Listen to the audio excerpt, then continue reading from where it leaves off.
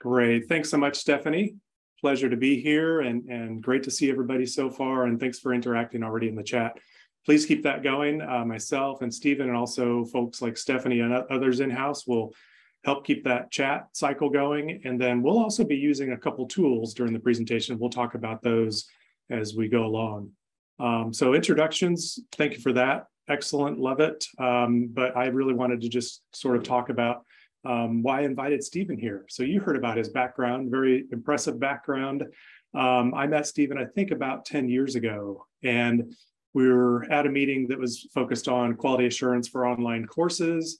We both do a lot of other things, but that's where we sort of overlapped. And what I was really impressed about in meeting Steven was it wasn't just about quality course design, looking at it from a very pragmatic stance. He really had a much broader view of not just online, but also of educational technology and teaching and learning. And so we connected in the past a few times. And then when I was looking at the Horizon Report, which I do every year, I always scan to look and see who was on the editorial panel. And I saw Steven's name and I thought, great opportunity to reconnect and let's do a session on something that we're both so passionate about. I happened to be involved in the report, in the development of the report back in 2005 or something like that, a while back. Maybe it was a little later, 2008. So I had that experience, and I know Steven's been very involved and has tracked it over the years. So pleasure to be presenting with him today. And what I'm going to do now is go ahead and get us going into a little bit about the Horizon Report. And with Steven having had more recent experience in the current issue, I'm going to go ahead and have him share for a little bit. All right. Well, as Brett had mentioned, the Horizon Report goes back quite a bit. And if you go into the Wayback Machine of the Internet Archive, you'll find where the New Media Consortium actually started this in 2002. It was really meant to as an idea of trying to forecast what new tools are going to be coming about, what can be done. And the New Media Consortium realized, hey, this is a great web resource. Let's start making this an annual report. And the first one was printed and published in 2004. And you can find the archives on EDUCAUSE's website all the way back to 2005, but there is a 2004 one floating around. And the reason why EDUCAUSE gets brought up is because, well, the New Media Consortium is no more, and EDUCAUSE acquired them. And when they acquired them, the Horizon Report was a very key piece of that. And as Brett mentioned, it was a great report that we looked forward to every year if we were not on the committee. And if we were on the committee, it was, I know, a labor of love to get it out. And we would look at it, and it was kind of divided up into, if you're a planner, here are things to be thinking about that are going to be hitting the street where you're going to be working in the next year or so, and the next 3 to 5 years. And here's what's on the horizon beyond 5 years. So it's really meant to be a forecast. And over the years, it kind of got like the weather forecast to a small degree, unfortunately, and kind of lost a little luster.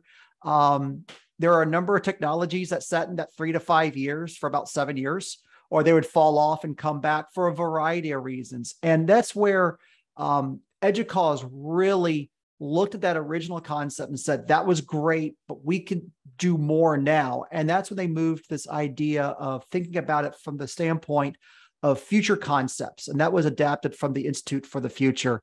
And that began with the 2020 report. And I started with the 2021 report. And as they were diversifying and expanding the panel to include people from all over the world and from multiple types of institutions. So I was there kind of as a community college representative. And it was interesting that a lot of the themes and things that would come up in our discussions, which you're going to be seeing some of those from the recent report. There's 5 pillars, and those themes that kept coming up, we were like, oh, those aren't a big deal here. And then you start diving in and going, oh, actually, there's evidence to support that. And so we really focused about that quite a bit. Also, one of the things that the Horizon Report did over the years was diversified into regions. And so you had a focus on K-12, a focus on maybe Latin America, a focus on Australia and New Zealand, different types of focuses. And those don't exist at the moment, but where they do it, they have diversified to where you have a teaching and learning report, which is the traditional Horizon report. And now they have one specifically on just data privacy and data issues for some of the IT folks. And because they're recognizing that there's some different focuses that need to occur. Like I said, the panel, they're trying to rotate the panel through. And so I did a 2-year stint. I've rotated off maybe in 4 or 5 years, I may try to rotate back on again, but because I do want a good mix of experience and new folks to keep the perspective fresh. So if you're in a place where you think opportunity, keep an eye with EDUCAUSE, and when they put they start building the panel, you may be able to find your way in. Great. And Steven, did we mention that it's free? I don't know if we mentioned that part. That's a great thing to mention. This is an annual free report. And like I said, it comes out usually in the spring. Lately, it's March to April, depending on how things are going. I think it's more April-ish now. It used to always come out with the ELI conference that EDUCAUSE does, but that conference moves around the calendar a bit. But it is a free report, and there's a lot of us who's downloading that PDF the day it comes out. Great. And I always found it a great thing to take to the provost for a conversation each year is sort of, here are the things that are being talked about. Here's where things are going. And what are we doing locally at our campus? How are we lining up on some of these things? Digital copy, it's not quite the same, but you could always send it to the provost and then have a meeting with him or her. Great. Thanks, Steven, for that. So we've got some background context, and it's pretty easy to find online by searching for it, but we will give you the link at the end directly to the report. All right, so what I'll do is first start us off with the trends that are focused on, and the report, I think normally is around 40 to 50 content pages, but it's chunked really nicely across these trends, and then Steven will talk about some of the technology trends in a little bit. So let's look at the trends that are on here for now, but first what we want to do is do a little bit of a brainstorming exercise. So we want to have you share what trends come to mind for you, and so in the chat, you'll see a link to this answer garden. And if you haven't used this before, what you can do is you can go to the answer garden, and I'll go as well, and we'll all see it on our collective screen. But you can put in what thought you have as far as a trend, and you can do more than one, multiple entries on that. And these are anonymous as well, by the way. Don't feel like you're off trend or you're not trendy enough. Go ahead and put in what you think are some of the teaching and learning trends right now.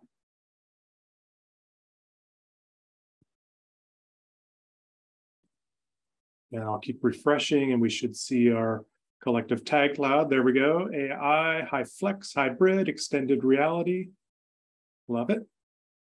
And I've got this set for 20 characters or less on your entries. So just keep putting in short entries.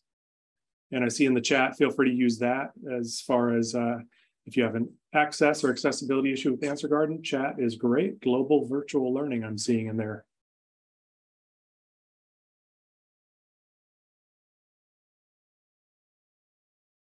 And then right now we see the Answer Garden. Hopefully everybody's seen the Answer Garden. We'll do that for right now. And then we'll go back to the slides. And if you were to want to go back and let's say capture this image from the conversation, you could go back to this URL after the session and it would still be there.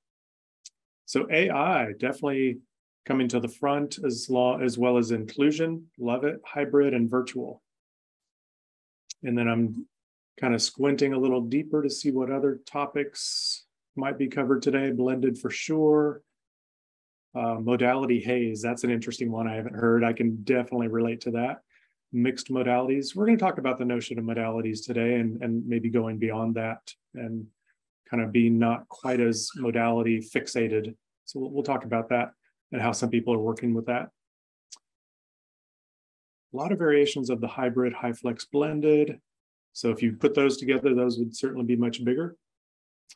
Skills-based versus content-based. Yeah, you're gonna see that coming up pretty soon on one of our slides. Thank you, Rachel. All right, and we'll go ahead and pause and go away from this after this one refresh. See if anything new stands out. We see DEI, and I also saw inclusion in there. Great, thank you for that. There are different acronyms and different ways of phrasing that. So those coming together would certainly stand out a little more prominently, and I would put accessibility in with DEI as well. I think it deserves a place in that conversation. All right, stackable credentials, we're going to get to that. Micro-credentials, again, related. Perfect, thank you. In the answer garden and in the chat, thanks for your contributions. So let's go back to the slides, and this should take us into full screen, hopefully right now. And bear with me while I get my chat back up there, just so I can keep track of things. Okay. And now let's do one more activity, and then we'll dive forward, and we won't have so many of these after this. But one more time, let's go now to a Padlet, and the link's in the chat. You'll click and go there and individually put in your responses, but you'll see everybody else's in the same Padlet. So if you haven't worked with Padlet before, it's pretty straightforward. On my screen, you can see that there are the plus buttons under each of these trend columns.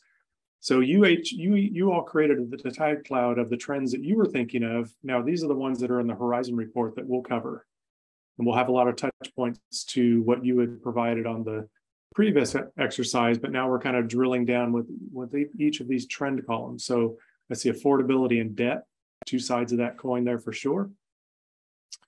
And then equity of access to internet technology tools. Yeah, for sure. And when we went to emergency remote instruction, boom, did that blow up in our faces that was a huge issue. And then I see a lot on social, racial justice, more opportunities, so being opportunity-based, mental health, gender inequality and equity, and DEI. So we've got a couple things coming up related to that today. And then some of those could come over into the political. That gets complex, of course. So these aren't silos, but these are kind of bucket categories.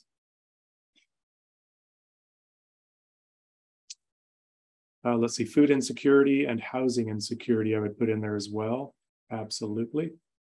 You know, with affordability, I saw a stat recently where we've done a good job of bringing down the cost of textbooks on using more open access or OER.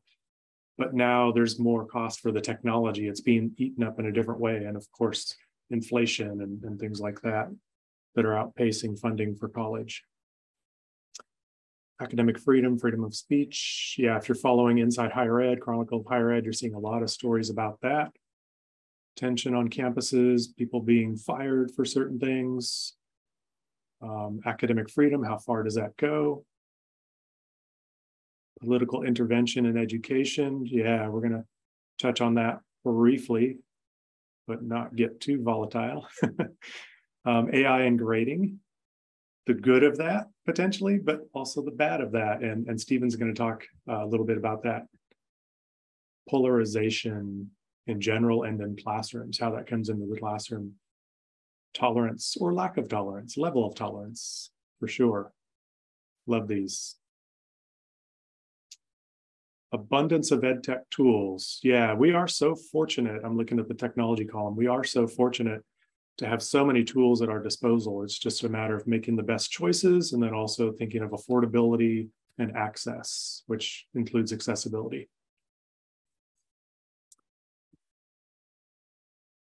Student loans related to student debt and affordability, of course, yes. Okay, I'm going to pause there. And again, with Padlet, as some of you may or may not know, you can always go back to this. If this was something you wanted to use for conversation and just kind of scan and scoop these responses, then that would be available for you. But I'm going to take us back to the presentation. And let's go ahead and go into the first one here. Let's go and do social trends. So hybrid and online, that was mentioned a lot in the Answer Garden tag cloud, but also again in our Padlet. The notion of all the modalities that are happening, that are taking place. But I'll talk about that a little more deeply in a second.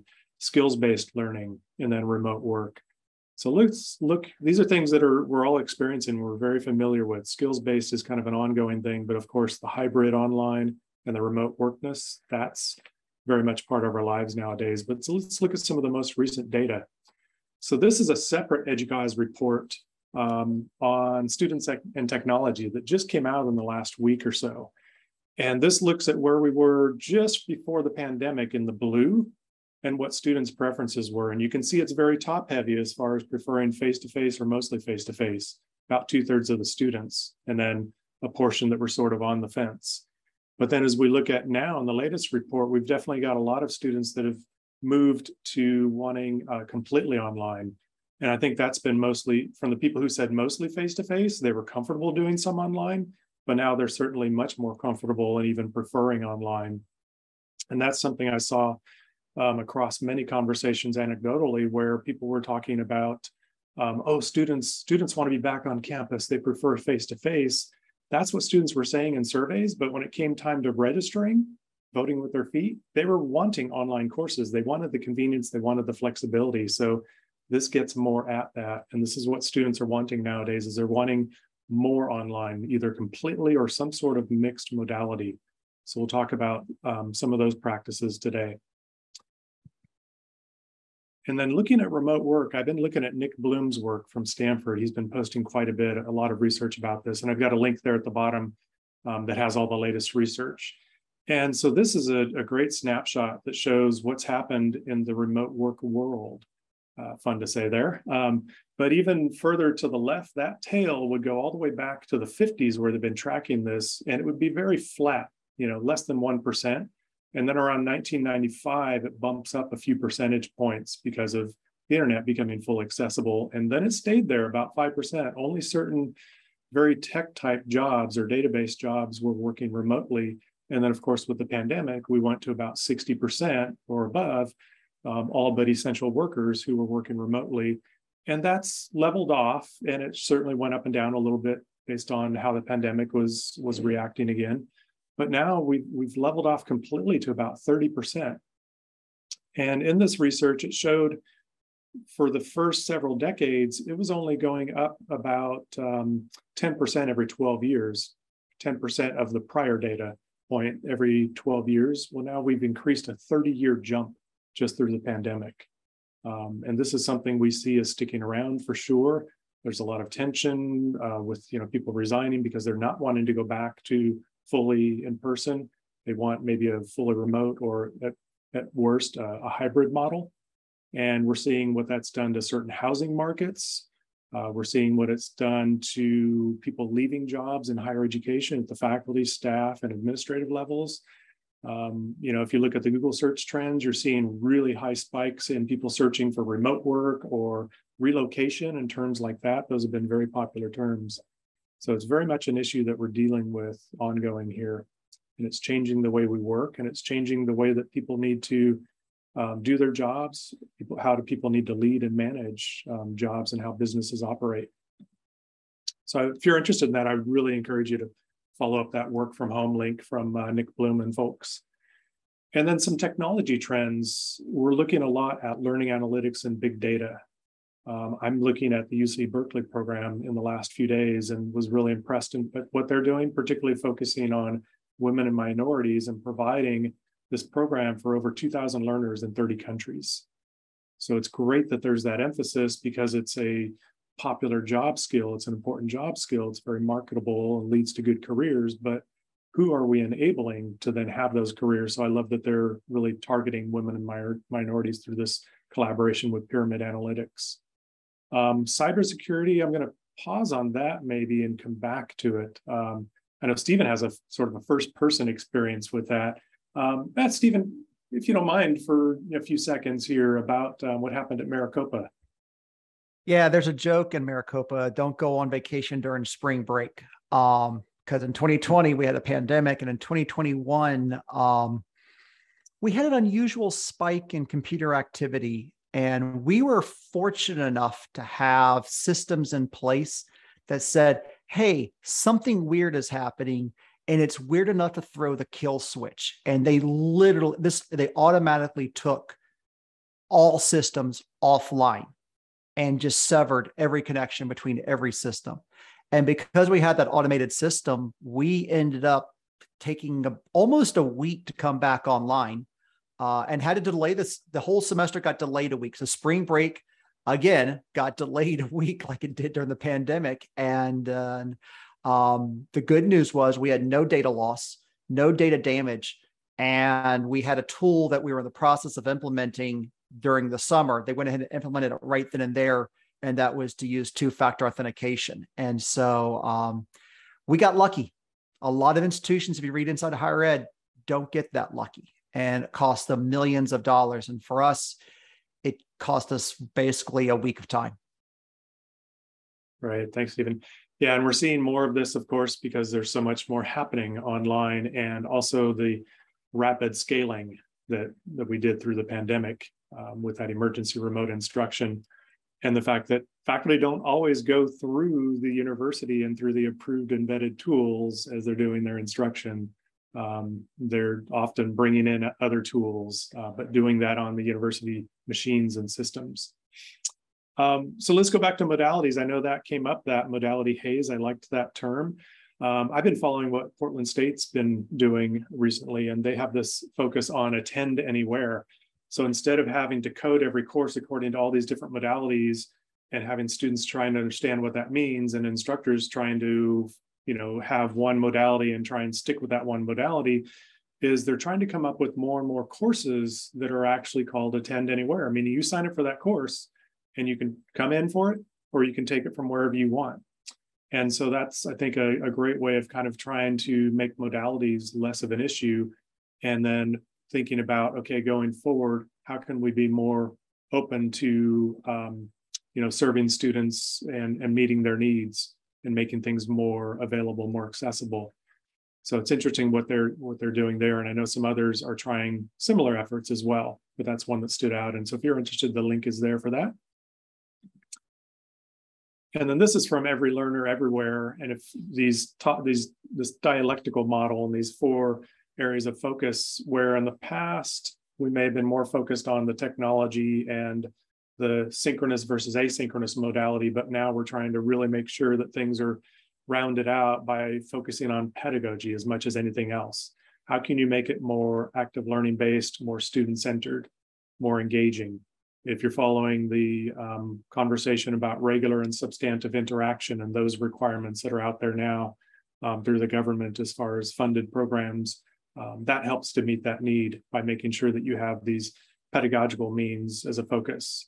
And then also spatial is, how do you allow students to work together, either on site or remotely? How can you enable them to work together so that you're taking spatial aspects into consideration?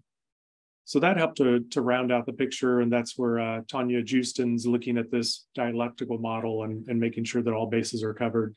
So I kind of liked that look at it as well. And then some of the economic trends, we saw those listed in the column earlier, and let's kind of see what we match up to. So obviously, COVID exacerbated financial hardships for many. I still think back to the mid-March, New York Times cover article that had two students, one who had retreated to a vacation home in the Hamptons to do their studies, the other who's standing outside of a food truck on their break with their family, trying to do their studies, in wedges of time that they have between working and caregiving. And so that inequity and how events like this will hit some people so much harder than others. There's closer scrutiny as to the value of traditional degrees. The liberal arts degree and the fact that I have a college education, I'm going to get a job automatically. That's no longer the case. It's now much more skills-based and targeted. And so there's that tension. Decline in enrollment, that so-called 1 million missing students. And so that's hit some areas particularly hard. I was surprised it was community college because it's so affordable, but it makes sense because those are the students who are often on the margins. And then financial deficits at many institutions. I know institutions that are down 13, 15% enrollment. That's hit them really hard. Particularly I mentioned community college, but also rural campuses and systems. People who go to rural campuses for on-site, once the pandemic hit, there was no reason for them to be in that rural setting taking those courses online. They retreated back to the metropolitan areas, and so they even transferred to many of those campuses. So the metropolitan campuses are actually increasing somewhat, where the rural campuses have taken the biggest hit. So that's a couple examples from systems that I'm aware of. And then environmental trends. And we can talk about many different types of environmental trends and events. Obviously, Hurricane Ian recently, and the state that Puerto Rico's in still, and Florida. And I don't know as much about South Carolina, but I know there was certainly impact there. I'll focus a little bit more on what we're seeing with climate change and heat and fires and things like that. And, I lived in Sonoma County most of my adult life. And if you remember the Tubbs fire that came through in 2017, wiped out thousands of homes in a matter of hours overnight. And, we had a shutdown of our university, even though it wasn't in the path of the fire and wasn't in immediate danger. There was a shutdown of the university and also the entire county's schools. Even though only a couple had been damaged, you still had people who couldn't access the schools, people whose homes had been burned, teachers, students, all those different things, where it shut down the entire county at that time for a couple of weeks. And then subsequent to that, that was the largest fire at the time. And then, of course, the Camp Fire in Chico wiped out that entire town and threw Chico State offline for quite a while, with the local impact to the town and to the community. And I was also at UC Berkeley for a short period of time, where we had a lot of shutdowns by the utility, actually shutting off power to the university and the region because of wind events and red flag warnings. So we had those brownouts that we had to deal with, where classes were canceled, and smoke days and all sorts of things. So that's been on my mind a lot because of past events and where I live. I'm up in Olympia, Washington now. It's less of an issue, but still part of the Western. And then seeing this about a month ago, and to see, if you can read the digits that are on there of this California and Nevada map and a little bit of Arizona, to see that many triple digits, I had never in my lifetime seen anything near that. Maybe a pocket of the Valley or LA area, but to see it from north to south and east to west, and to see 110s, 1-teens, and even 120s was just unheard of. So that was a really powerful message. And we had that event in early September, and many schools having to, again, shut down because of the heat, because they had to go offline with their AC and power, or it just was too dangerous for students to be out, and lots of dorms that didn't have air conditioning. And then just a plug, if you're interested in this stuff, as far as climate change, and in particular, looking at fire, but also Brian does cover climate change in general. He does a great job with his blog and his weekly Technology and the Futures Forum. This is a little bit of a plug for a book he has coming out in March that I'm sure is going to be a good read. And hopefully his Patreon will feed my Patreon, and we'll call it good. But Brian is great thinker. Okay, political trends really quick, and then I need to turn it over to Steven, and we'll talk more about technology. Political instability, yes, and you brought those things up in the Padlet earlier, and you're right on about so many of those statements, how that's impacting pedagogy, how it's impacting what instructors can or can't say. There's still a lot of academic freedom, but if an instructor goes too far in the eyes of some, then there's definitely pushback and even very significant results. If they go as far as critical race theory for some, or if they talk about social justice, even treading in those areas, there's a lot of tension and polarization around topics like that. And then decrease in public funding, that's been huge, and that's some folks valuing higher education and public education, other folks seeing, no, this needs to be done more through the private sector or government controlled even more. So that's where I'll stop. And just real quick, maybe in the chat, how are any of these trends impacting you or those you serve? So again, social, technological, economic, environmental, political. Just what are some of the things that may jump out that are impacting your work, or let's say the experience of your students?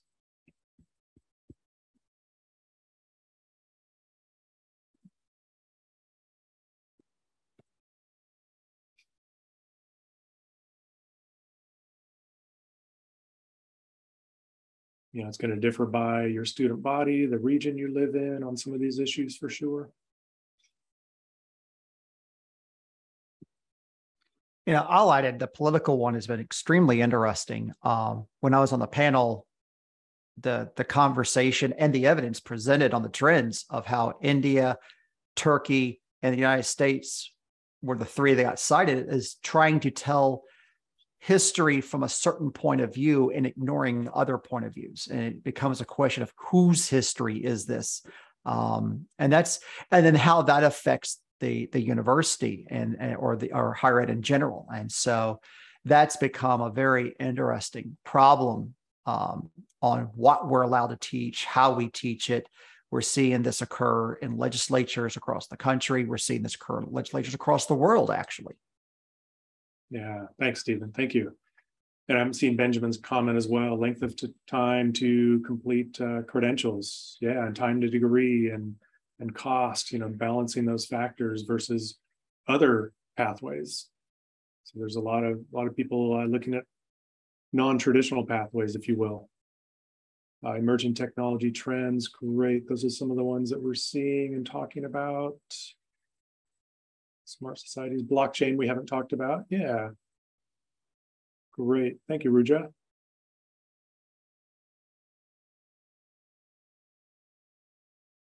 Yeah, when you have tankers, fire tankers and helicopters swirling overhead and dumping nearby, and yeah, I've had that experience. It can be quite unsettling. You're kind of on edge. It's like if you're always having sirens around you.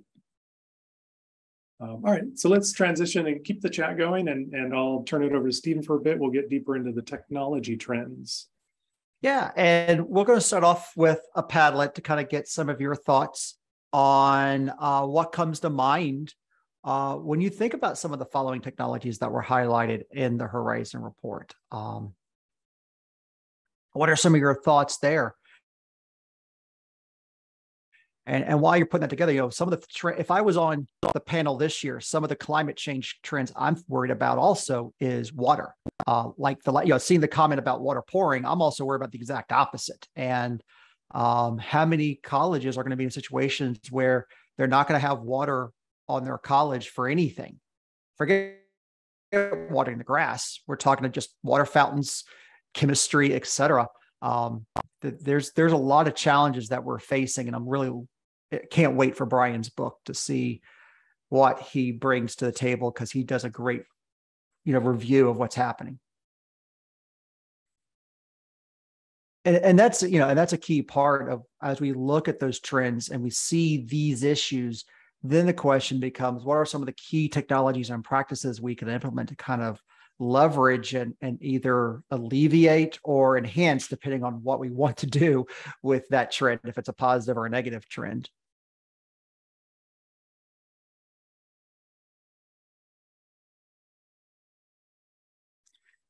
So that, of course, the first one that came up was the stackable credentials, and I'm going to talk about that because that's an interesting one and a conversation that occurred even yesterday that I was part of. Under AI for learning analytics, the importance of skills that supplement the learning of content, systematic inequities in education systems, and the role of digital technology in the education of the future.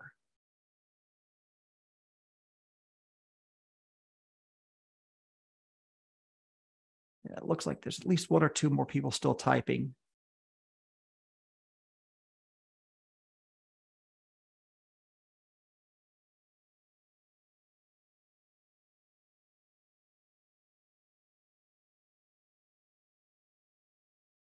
So I'm going to go ahead and, how to measure soft skills. Yes, that's another good question.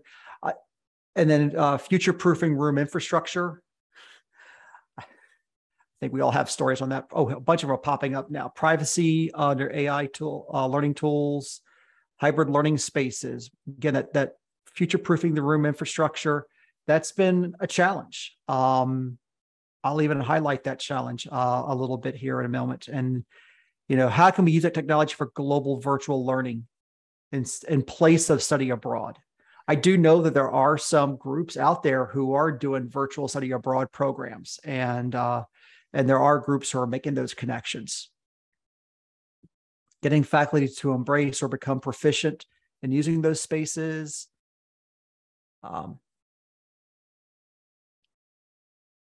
That high engagement techniques to the right.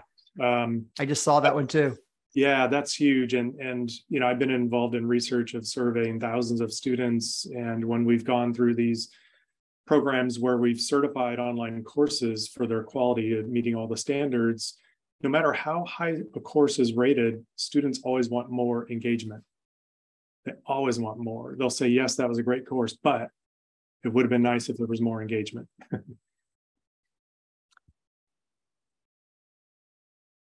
And then I see where Benjamin is mentioning, check out COLT for virtual study abroad and campus globalizations. So some great things. I'm not going to read them all. I'm going to go ahead and slide back over to the slides, and let's talk a little bit about where we are in things. And we'll start with the role of hybrid/remote learning in higher education. I kind of grouped the trends into kind of larger conversational pieces for this presentation. And let's be honest, as we've seen from the data that was presented, the pandemic disrupted the status quo. What was up was now down, and we really had to think about it. And that was a 30-year trend we saw, but commonly a lot of trends were accelerated by about 20 years. And that really caused us to revisit a number of things. So I was involved in doing what we would now call today synchronous online learning back in the late 90s, early aughts. I came from an institution who had a very large satellite-based program where the faculty member would be in a classroom, especially designed classroom, and they would teach from that room to students in front of them in most cases, but not always.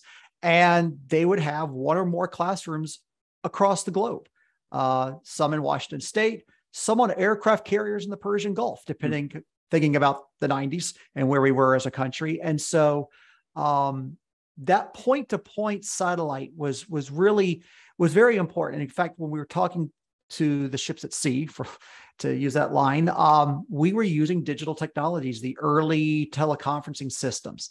And that goes back to that comment about keeping the rooms up to date technology-wise, because back then, we all spent a ton of money installing these huge video conferencing systems with these huge microphone plates in the ceiling so we can get all the rooms and nobody would have to hit buttons. There'd be no wires. We did all this great stuff. The problem was you could only talk to somebody who had a very similar room configuration, starting with the same manufacturer. And so if I was using Tannenbaum, I couldn't talk to Polycom.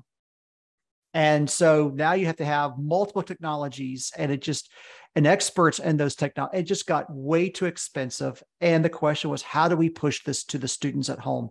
And one of the things that we did in my early days was we actually took the video stream and sent it to I had this huge bank of encoders, and we were sending real media video streams to students that could go over the lower bandwidth, what we then called high bandwidth. But if you had a 56K baud modem, you may be out of luck. But if you had a higher bandwidth, you could at least watch that wherever you happen to be. And but that's a one-way video stream. So we had an interactive chat feature that allowed you to interact with the classroom in real time. Due to how the internet lagged at that time, you could be asking a question that was answered 2 minutes ago. And so we had to train faculty on that. So because of those barriers, we dropped it. We just said, this is too hard. We'd love to go to where the student is, but we can't get there. And that's what the pandemic kind of reminded us. Oh, by the way, bandwidth has improved. But the problem is the digital divide still existed. If you are in rural areas, and I think this is one of the reasons why online learning is not doing so well with those rural schools, is the fact that the last mile for installing internet is expensive, and Starlink is out there now with satellite, but still there's a lot of money and it's really hard to get good internet access to folks.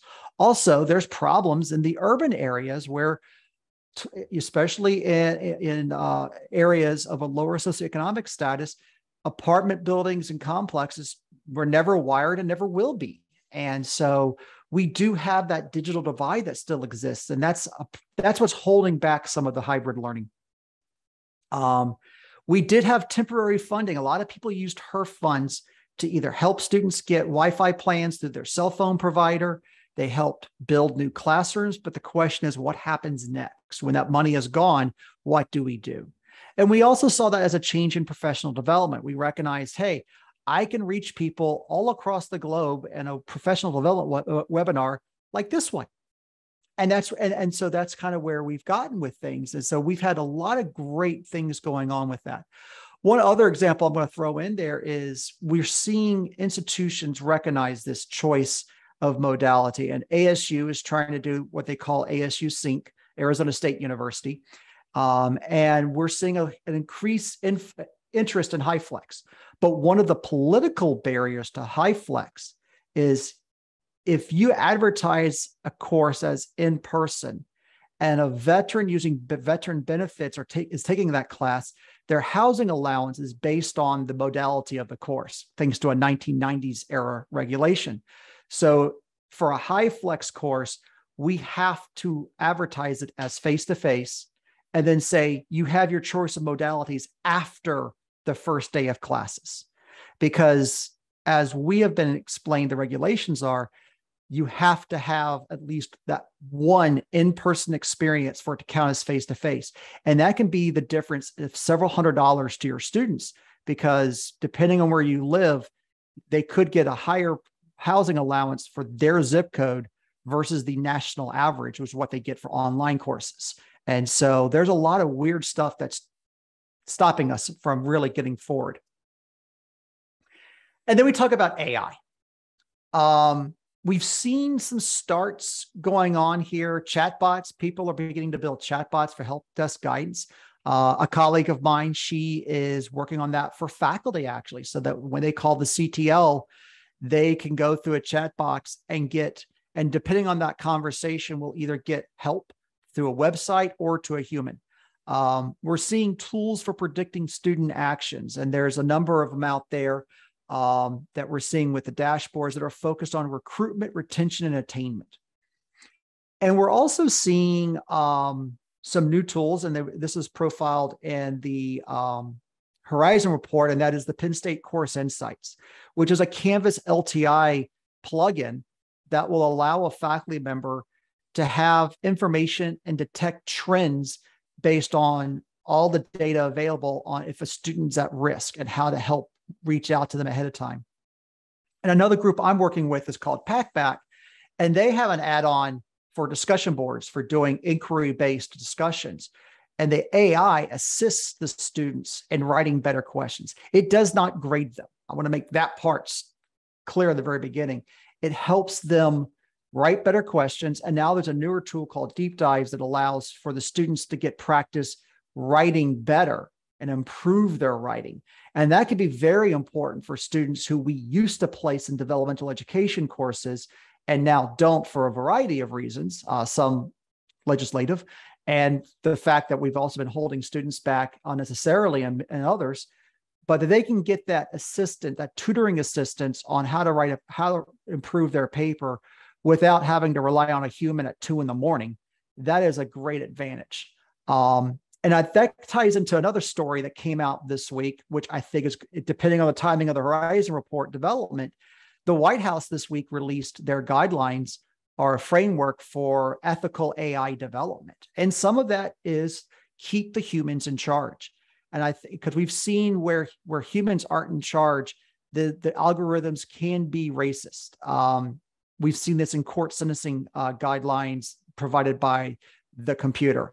And it's because they're looking at, the way they're substituting values for race, like zip code. And so those are things to be mindful of. And one of the pieces in there is the humans need to be making decisions. And I think that is where I think the real power for AI in higher ed is to alert the humans, to alert the faculty, hey, here are some things to watch out for. Here are some tasks you can offload to assist the students. But when it comes to grading and assessing, that is the faculty member's job. And that way you can avoid that academic freedom conversation, because now it's being used as a support service and not in place of a faculty, because I don't think that's the right direction to go in. And we're seeing some good tools being developed, but cost is an issue, risk is an issue, because if those algorithms don't work right, they may hurt our students that we're trying to help the most, those from diverse backgrounds, and we want to be more inclusive. So we want to make sure that we have that as part of it. And talking about being more inclusive, there's also the role of micro-credentialing in higher ed. And we're seeing kind of things go in a couple of different directions. There's that focus on 21st century skills. The Educational Design Lab is doing a lot of development in this. They're seeing this as a way of like a new hiring currency is the term they like to use. I like this as somebody who came up as an instructional designer into my role, because the fact that now as if you're a C student and you go like a math class and you go on to the next class, that means you might only know the content 80%, but now you're expected to perform as if you know 100% of that. So you don't master the content as you come along. And so we've seen classes where they focus on mastery at every single competency along the way. That allows you to be more successful as you go down your degree pathway. If you're focusing on just pass, and if 60% is good enough to pass, where does that leave you for the class that comes after that assumes you have that foundation, a solid foundation, when you don't? And I think that is where I'm a huge fan of that competency-based approach from that point of view. And the idea from that is now you look at what's happening. You have WCET has put out a recent blog series on implementing micro-credentials. They're doing some stuff at their upcoming conference. You're seeing a lot of this occur. And the reason for it is it's not just about the soft skills and helping provide a portfolio that where students can demonstrate that they've done these things, but now it's becoming a portfolio to recognize this is, especially in universities, this is replacing your traditional certificate programs. Where in community colleges, we've always kind of had this mindset, take these 3 classes, we give you a certificate. That's beginning to show up more in colleges and universities. The next thing, though, is getting rid of, and this is the conversation I was part of yesterday, is getting rid of our rigid calendar. If you don't commit to beginning a program of study prior to August or prior to January, you're out. You've got to wait till the next semester starts. And micro-credentials could crack that open, where you are now being more inclusive and reaching a more diverse audience who can now do things where they can go, okay, it's February, I'd love to start a degree now. And they can now start the micro-credentials towards a degree and not go, oh, sorry, you got to wait to August to start. Also, if you have a student, and I'm thinking of one in my class that I'm teaching right now, his mother's cancer has gone into remission, has come out of remission, and they're not sure what's going to happen now. And I think about that poor student, and it's like, you've got to make a decision, because here we are just a couple of weeks into the semester. Do you throw the whole semester away to spend time with your family? Or if you were doing micro-credentials, do you just hit pause and restart in a couple of weeks when things stabilize? We don't have that option to hit the pause button right now. And that's where I think a lot of folks have high hopes for where micro-credentialing will go, and the tools that will help us get there. There's so many things here, but the problem is it requires a change in thinking, a change in infrastructure, and that's not cheap. And it requires a change, and not everyone's bought into it yet. So there's a lot that's going on right now. So at this point, I'm going to go ahead, I guess, move over to see what your thoughts are about some of these technology trends we're seeing and the role or student possibilities out there.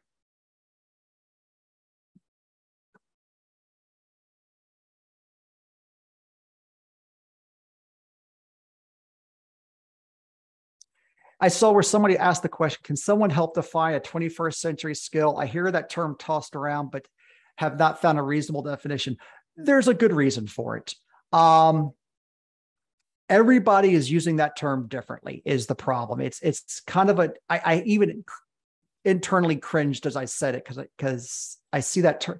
A lot of people are using that term for the soft skills, the things that we lost, whatever that means. And that means the critical thinking often comes up. It comes into just interpersonal relations, being able to communicate, a lot of those basic things that the curriculum of a degree doesn't cover.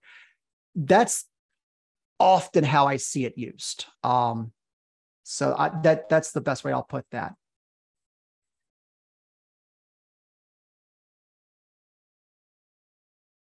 Robotic process automation. Can you expand on that more?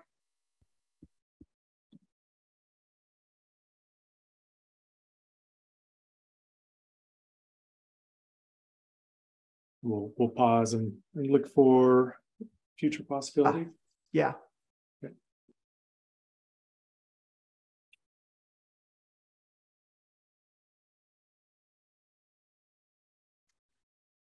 Yeah, Ben, we're having the same conversations here. I think you're seeing that.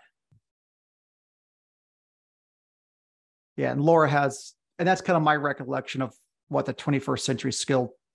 It's been it was like something that came out of the 90s that hasn't gone away.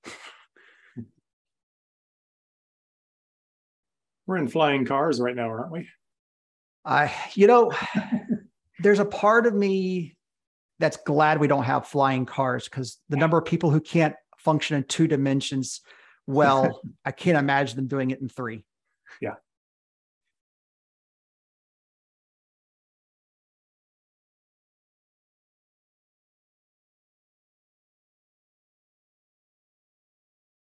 The robot helps science students by lecturing and helping them understand science subjects. I mean, and that kind of goes back to some of that programmed instruction research. It goes back all the way back to what Vanderbilt in the 60s, some of the early computer instruction from the early days of instructional design work is how do we automate the instruction?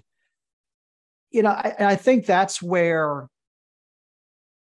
one of the hopes, and this is a hope and fear at the same time. One of the hopes and fears is we'll have an AI as we build our learning dashboards that we're getting all of our data finally harmonized so people can look at it.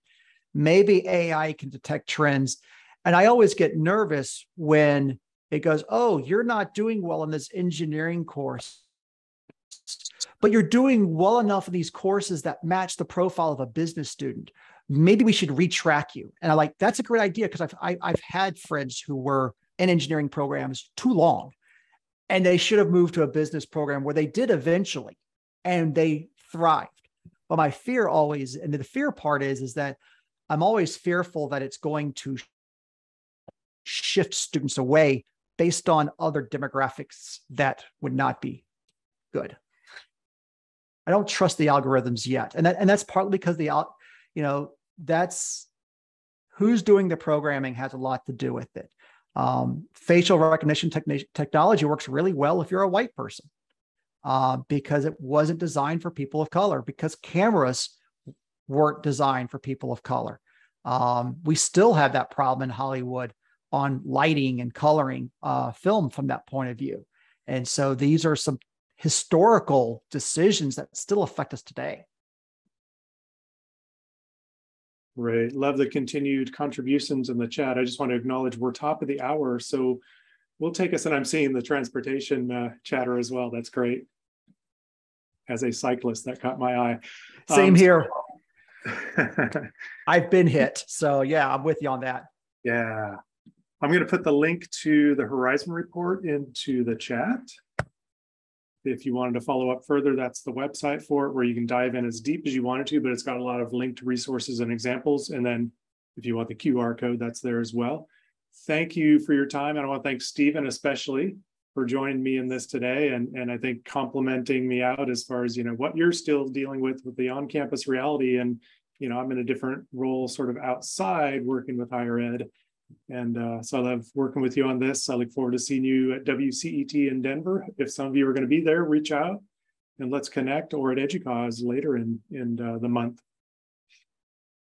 Have a great day. Thank you, everybody. Yes, thank you very much.